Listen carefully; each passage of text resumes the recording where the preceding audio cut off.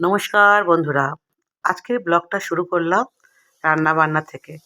কারণ এই দেখুন আজকে রান্নায় হচ্ছে ফুলকপি, আলু, পনিরের তরকারি আর বাটার মাশরুম কারি।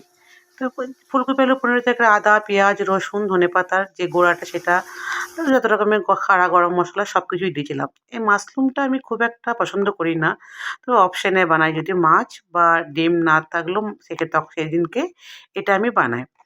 তো এটা বানানোর কি করে আমি বানাই আপনাদের সঙ্গে একটু শেয়ার করব রেসিপিটা। কুচো পেঁয়াজ দিয়ে ১ম তেলে ছেড়ে দিয়ে তারপরে যে মশলাগুলো আমি পনিরের জন্য রেখেছিলাম, সব মশলাটাই এর মধ্যে দিলাম। দিয়ে ভালো করে বেশ তেলের সঙ্গে ভালো করে মিশিয়ে অনেকক্ষণ কষলাম। কষতে, কষতে যতক্ষণ তেলটা ছাড়লো তো বাটার মাশরুমটা যেটা আমি জলের মধ্যে ফুটিয়ে রেখেছিলাম, জল থেকে ছেঁকে নিয়ে মশলার মধ্যে দিয়ে ভালো করে আবার ওইটাকে কষাতে থাকলাম।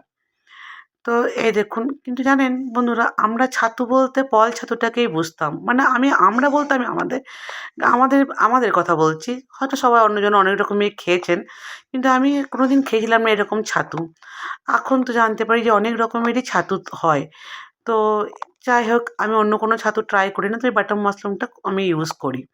তো এটাই আজকে আপনাদের সঙ্গে শেয়ার করলাম আমি কেমন করে বানালাম। দেখেছেন পুরো মাংসর মতন কিন্তু কালার এসেছে। খেতেও কিন্তু খুব সুন্দর টেস্ট হয়।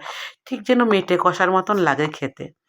তো আমিও বানিয়েছিলাম খুব সুন্দর তো ভালোই লেগে সবাই খুব ভালোই বলল। কিন্তু আমার ছেলে খায় না। আর এটা হচ্ছে ফুলকপি আলু পনিরের তরকারিটা। কিন্তু এটার রেসিপিটা আমার শেয়ার করা হয়নি। এইটা দিয়ে আমার ছেলে ভাত খায় খেলো আর আমরা ওই ফুলকপি আলু পনিরের তরকারি আর মাশরুমটা দিয়ে খেলাম। তো এই শুকনো, শুকনো হওয়ার পর বেশ নামিয়েছিলাম। তো বেশ ভালোই হয়েছিল বন্ধুরা। ঠিক আছে বন্ধুরা ব্লগটা আজকে এখানেই শেষ করলাম। টাটা।